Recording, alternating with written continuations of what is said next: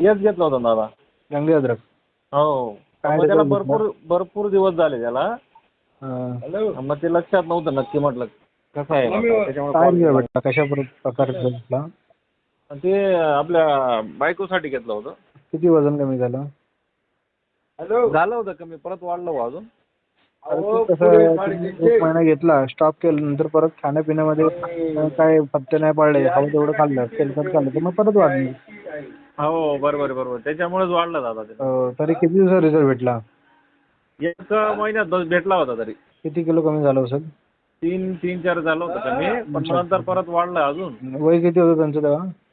त्यांचं वय काय 27-28 होतं. बरं ठीक आहे, काय हरकत नाही. असं देऊ पाठवून. तुम्हाला हवं आहे की वाईफला हवं आहे आता पण?